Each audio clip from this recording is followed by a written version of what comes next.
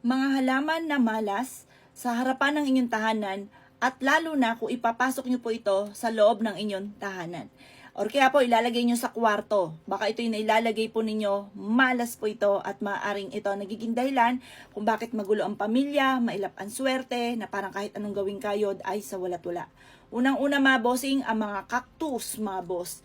Ang mga cactus na yan ay tad-tad mga bossing ko ng tinik. Nakoy, malas po yan kasi sumisimbolo ito ng mga problema, pagsubok ng inyo pong pamilya. Lalo na kung ilalagay nyo to sa harapan ng bahay. Nako, isa po yung malaking negative. Ganon din po mga bossing ko ang mga halaman na imbis po na pataas, pababa mga bossing. Yung mga hanging plant, tas nakita tayo pababa. Hindi po yan maganda.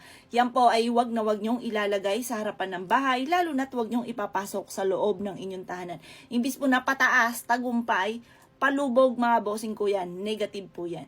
Ganon din po, wag na wag po kayong maglalagay ng mga halaman na may mga dakta, yung mga lumuluha.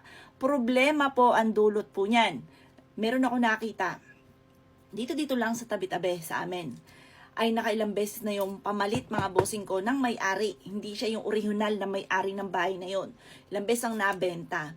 Abe, ewan ko ba, bakit ba ang halaman na yon ay nandoon pa rin hanggang sa ngayon mga bossing. At pagkalago-lago, ano po ba ito? Papaya. Malas po yan mga bossing. Naku, yan po mga bossing ko, ultimo sa dahon, nasakli lang. Naku, dakta niyan, agos ng agos. Gundi, sakliin nyo po yung pinakabunga niyan. Naku, ang dakta, inam. Malas po yan mga boss. At ganoon din po mga bossing ko ang yellow bell. Kung meron kayong yellow bell, gumagapang po kayan.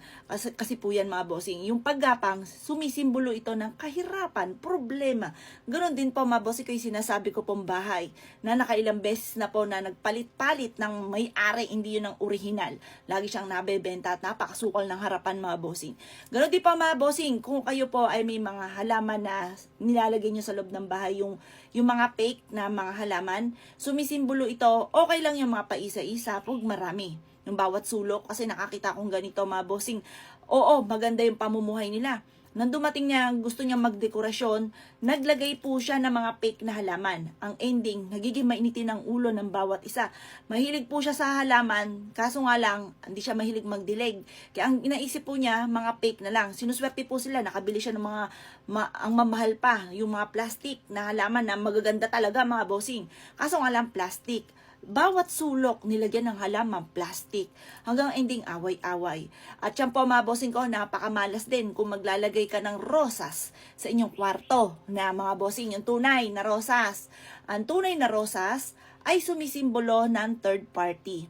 Pero kung ikaw po ay single, maglagay ka ng fresh na rosa sa kwarto ninyo. Pero kapag po mga bossing ko may karelasyon na, wag ka maglalagay ng fresh na bulaklak mga bossing. Or kaya orchids na fake sa kwarto ninyo. Malas po yan mga bossing.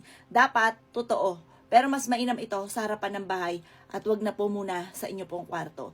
Kasi once na meron kang karelasyon, lagi ka naglalagay ng mga fresh na bulaklak, yan po mga bossing ko yung sumisimbolo ng third party.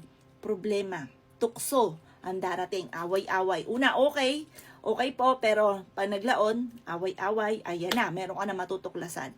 O paano mga bossing? Yan po ang mga halaman na malas sa harapan ng bahay po natin. Yan po ay hindi mainam diyan sa harapan ng ating tahanan.